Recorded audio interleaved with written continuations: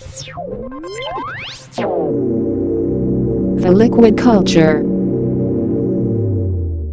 Liquid Culture fam, what's good? It's Vouvray Day here on the Liquid Culture and the 8 Wines You Should Be Drinking series. It's a white wine today, a very, very important white wine, a very special wine to me. Love Vouvray, love Chenin Blanc. If you know anything about me, you know I'm a big, big Chenin Blanc fan. We've got Game 3 stars tonight, 99 Stanley Cup champs. Maybe 2020, 20 years later. See what happens. When you're watching this, the results have already come through. I'm filming it on night of Game 3. Hopefully it's a good one. We'll see what happens. Guys, Vouvray, super stoked. If you've been following me since the inception of the Liquid Culture, you probably saw Chenin Blanc, kind of a full project, a big dog project, Chenin Blanc. Talk about Chenin Blancs from all over the world. Really, really an exceptional grape variety as far as versatility, as far as being able to bring the thunder, bring the power, bring the heat. And a lot of razor sharp acidity no matter what style you're getting it. Sparkling, dry, off dry, sweet, always nice focused, razor sharp acidity. And that's why I love Chenin Blanc. You get that power, you get that focus, you get that finesse, you get that complexity, and a really, really versatile grape. The 8 wines you should be tasting example, though, is specific to Vouvray. Vouvray is one of my all-time favorite regions for wine. If you saw on my post, had a couple of story posts recently, one of which was a Langenried Chenin Blanc that I was drinking from Napa Valley. Really, really exceptional wine. A real banger coming out of California for Chenin Blanc. But another thing that I've recently posted to my story was a picture of a Zen from Dry Creek, where I mentioned I think that Dry Creek is the place for Zinfandel. I really have found that I love Dry Creek Zen so much more than any other place that Zinfandel's produced that I really only ever drink Dry Creek Zen now.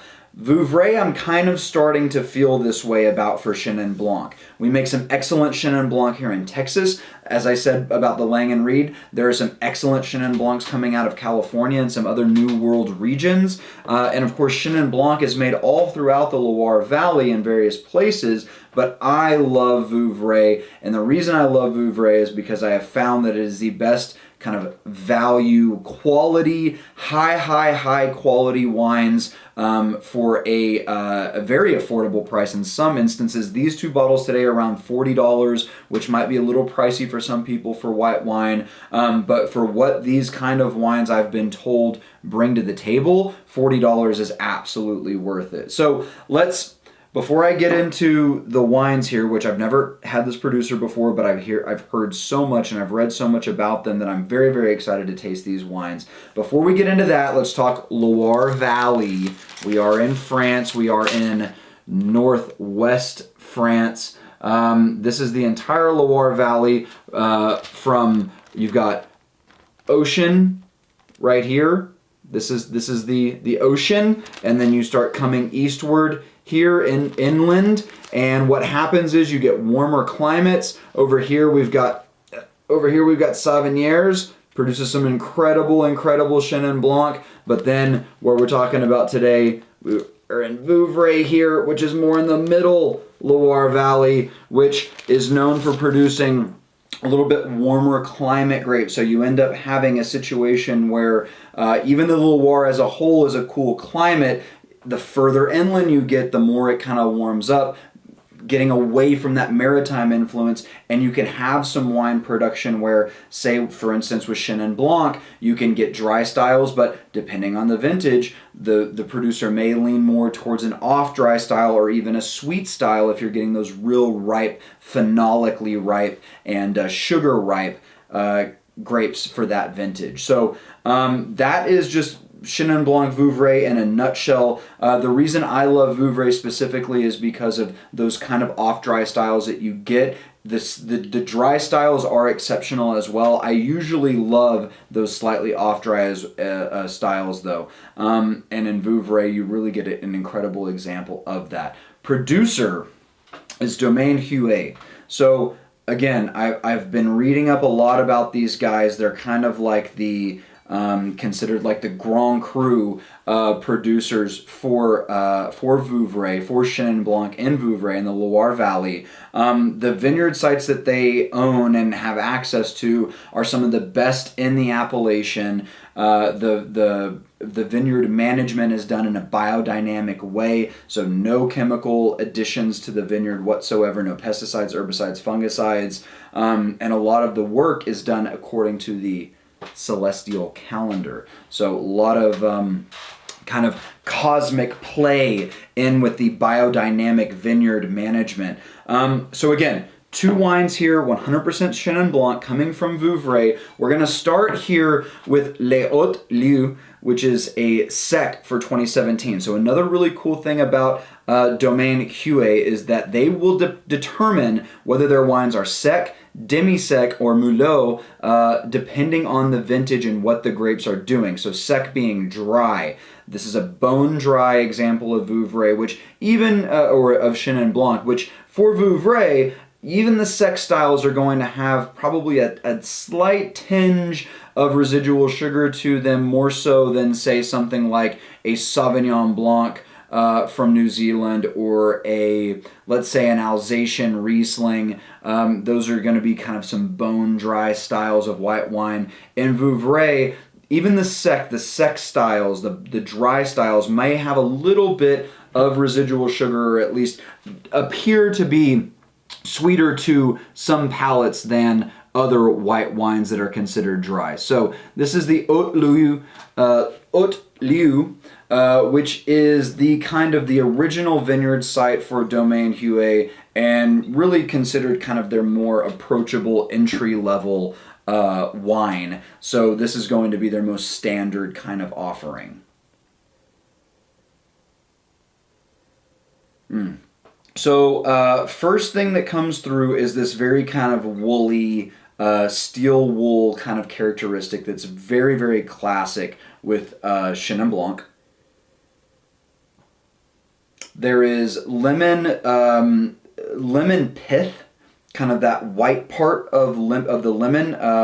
I wouldn't say it's as fresh as like the zest, and definitely not that kind of sweet tart juice. It's more that almost that bitter pith part of the lemon.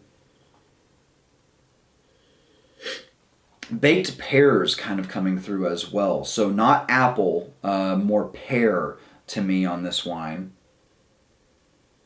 And there's this really, there's a childhood memory that's popping up right now that I hope that you guys don't take in a bad way. But I've got this like cheesy crust kind of thing that's coming out here that reminds me of Hot Pockets. And I'm not saying at all that that's a bad thing.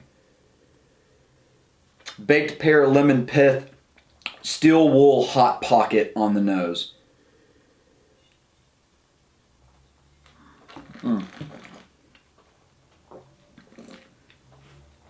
I guess I'm swallowing today because I don't know where my spitter is.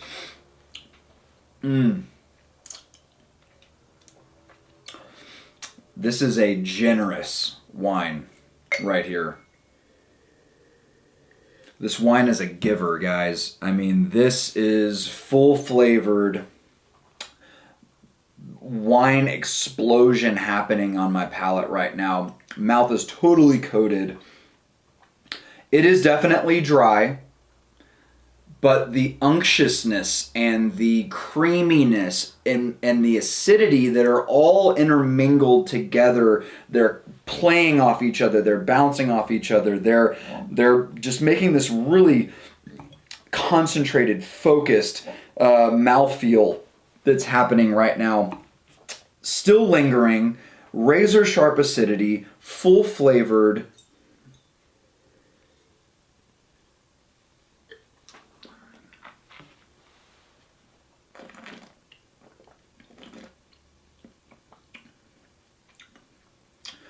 There's this sharp, flinty minerality on the palate that pairs really, really well with that sharp, laser laser focused acidity. The pear comes through. The cheese crust was just on the nose, but the pear absolutely comes through. Lemon comes through more in the form of almost like Meyer lemon. It's not as honeyed as I normally expect with Chenin Blanc, especially from Vouvray. I think that the sec designation for this vintage is absolutely on point. Because it doesn't have any of that off-dry honeyed characteristic that a lot of times you can get from Vouvray. Just a very focused, very, very concentrated, flavorful, beautiful wine. Sushi comes to mind for a food pairing. Crudos come to mind for a food pairing. Man,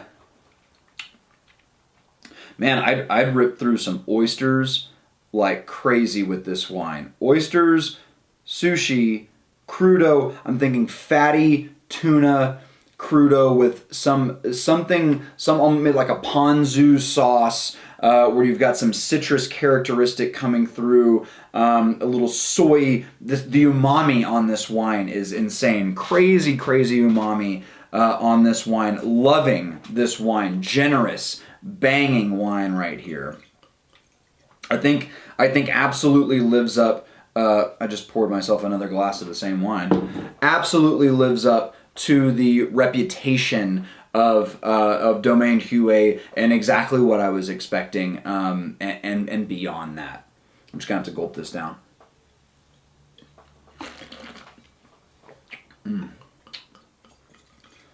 Just get lubed up for the Stars game tonight. No big deal. We're planning some buffalo chicken with sweet potatoes, and I don't know that that's the right pair for this wine, but we're gonna see what happens. Oh, I guess you guys probably want the up close here. So this is the other. This is from Clos de Bourg, which again 2017 vintage in the sec style, same producer, Vouvray, 100% Chenin Blanc. This is considered to be the best vineyard site. Really in all of Vouvray, it's considered one of the best, and people will argue about which one is the best, but I can tell you Clos de Bourg is always in the conversation, at least, as the best vineyard site in all of Vouvray. Really great shallow topsoils with a hardcore deep limestone bed. So what I'm totally expecting with this wine is similar kind of DNA of the first wine, but with a much more intense mineral characteristic. That would be my kind of assumption going into this wine. Cheese crust, the cheesy hot pocket, that like where you overheat the hot pocket and that cheese kind of oozes out and burns to the tray a little bit. That's absolutely coming through first and foremost. Not so much the steel wool, that woolly kind of characteristic. But there is minerality. There's absolutely minerality. In addition to that kind of cheese crust thing, hardcore minerality, flinty, like starting a fire. You know, you're trying to get that fire started. You're knocking those pieces of flint together, trying to spark something up. That's absolutely popping through, as well as that cheese crust business.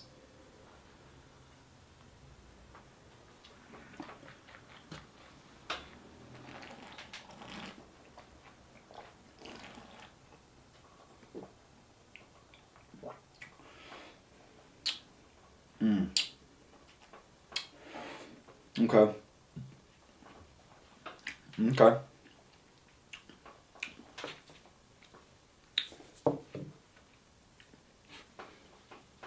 Lingerer, for sure.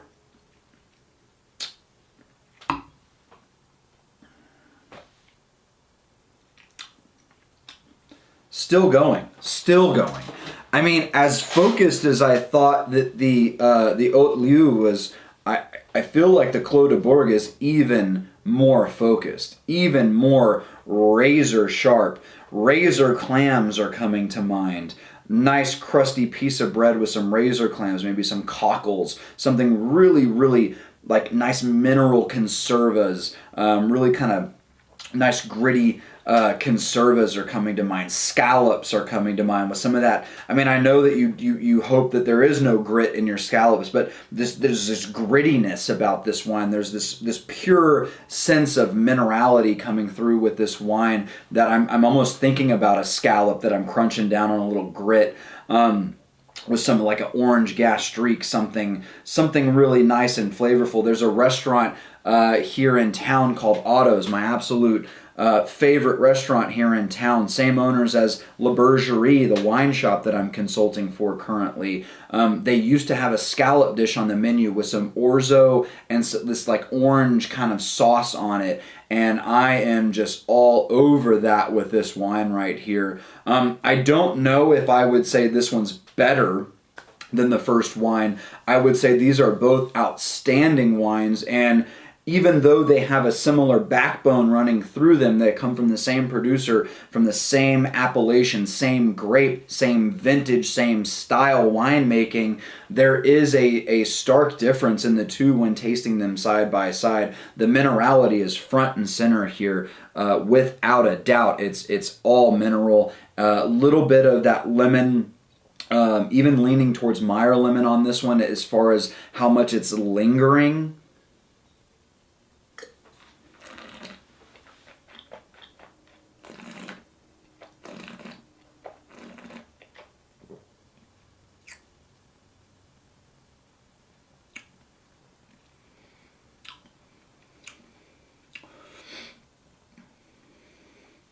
Wow. I mean, it just goes, y'all. I mean, it's going the distance here. And it's everywhere. It's everywhere. It's not, kind of honing in on one area of my palate. It's just my whole mouth is coated and it's lingering like crazy. At $40 for each of these wines, actually, I think they're actually less. I think we have them listed as 40 in the shop, but you take 10 off to take them with you. So honestly, even a bigger value play here. These wines are about $30 a bottle, probably $30 to $40 a bottle anywhere you can find them. Would absolutely pay that time and time again for the kind of sensory experience that I'm having with these wines. They're not the off-dry style that I was really kind of hoping to highlight. I think that if you are interested in kind of tiptoeing into the not bone dry wine world, which I think you absolutely should, because there are some absolutely stellar wines out there that are considered off dry. It's not that, but it's honestly, to me, it's been such an incredible experience tasting these wines that I'm happy that it didn't work out the way that I thought that it was going to. I would 100% write this down as wines that you should seek out in your journey through kind of finding the best producers for any one area, for any one grape. I think that these Huet wines actually kind of took over in terms of 8 wines you should try. Was going for that off-dry Vouvray style that I wanted to kind of get people acclimated to, but really it came out as Huet being this all-time producer that I think that you should be seeking out. So we'll see how I decide to do that in terms of the overall write-up. I'm probably still going to stick to Vouvray, but Huet, absolutely something to seek out. Pay the money for it and really enjoy yourself, and think about kind of what you want to eat with it when you're popping them too, because I'm telling you, shellfish, razor clams, conservas, any kind of crudo, oysters, sushi, bangers with this. Appreciate you guys being here with me. Mitchell Chirac, The Liquid Culture. We'll catch you next time. Later. Go Stars!